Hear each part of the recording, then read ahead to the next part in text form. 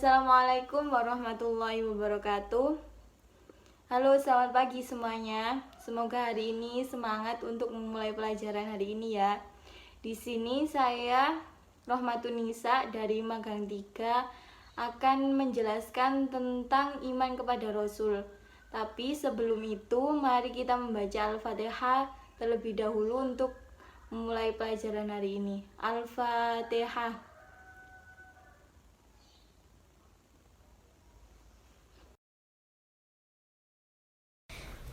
Nah, pada kesempatan kali ini akan saya jelaskan pengertian iman kepada Rasul-Rasul Allah.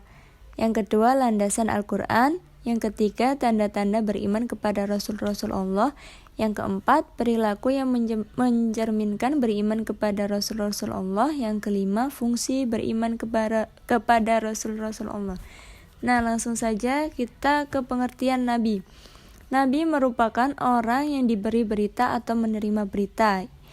Itu pengertian menurut bahasa. Sedangkan menurut istilah yaitu seorang yang menerima wahyu dari Allah yang berkenaan dengan syariat agama tetapi tidak harus disampaikan kepada orang yang banyak.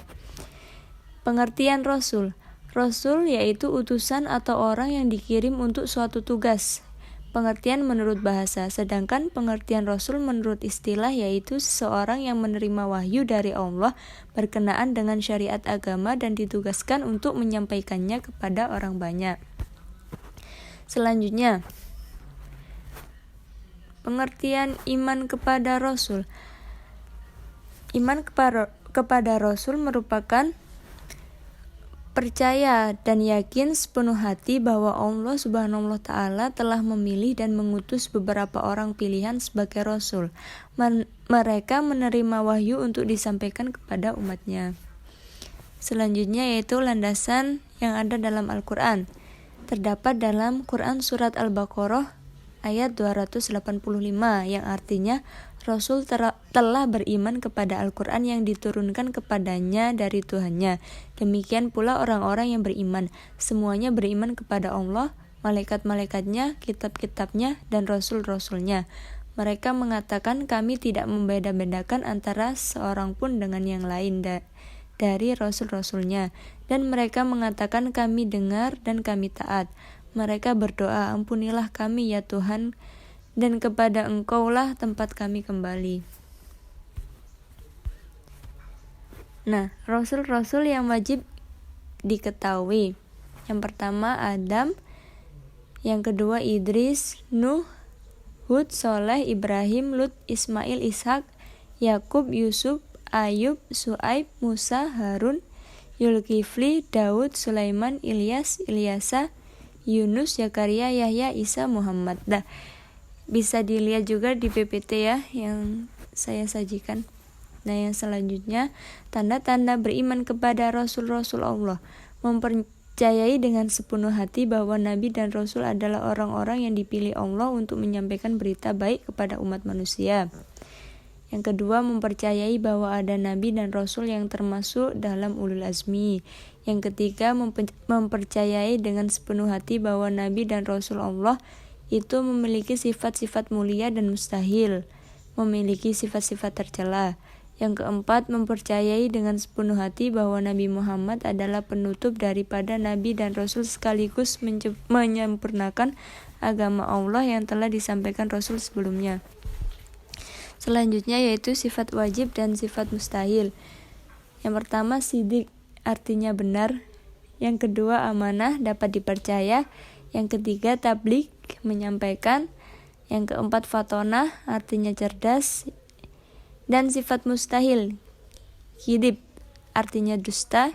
Hitmam, artinya menyembunyikan. Khianat, artinya penipu. Baladah, artinya bodoh. Selanjutnya yaitu ulul azmi.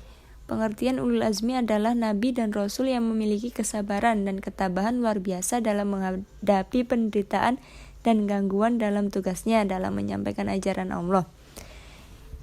Nah, di sini dalam penyampaian yang saya sampaikan agar kalian bisa mudah menghafal, saya ada singkatan yang saya singkat menjadi mimin. Mimin M-nya yaitu Muhammad, I-nya Isa, M-nya lagi Musa, I-nya Ibrahim, N-nya Nuh. Nah, dalam penyampaian dakwah, menyampaikan ajaran Allah tentunya sangat sulit ya bagi nabi-nabi yang terpilih menjadi ulul azmi, karena banyak umat-umat yang sebelum masuk Islam itu banyak yang memusuhi nabi-nabi tersebut. Nah, yang selanjutnya perilaku yang mencerminkan beriman kepada Rasul, yaitu dalam perilaku sehari-hari, dalam bekerja dan mencari penghasilan, dalam perjuangan menegakkan amar ma'ruf dan nahi mungkar, mengikuti dan mengembangkan sifat-sifat wajib dan menghindari sifat-sifat mustahil bagi Rasul. Fungsi beriman kepada Rasul-Rasul Allah: yang pertama, sebagai perantara atau wasilah untuk memperoleh ajaran yang benar berdasarkan wahyu yang diturunkan Allah.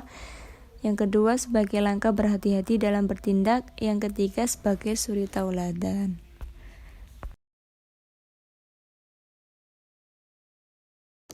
Sekian pelajaran hari ini, semoga bermanfaat untuk kalian semua. Dan apabila ada salah kata dari saya mohon maaf. Wassalamualaikum warahmatullahi wabarakatuh.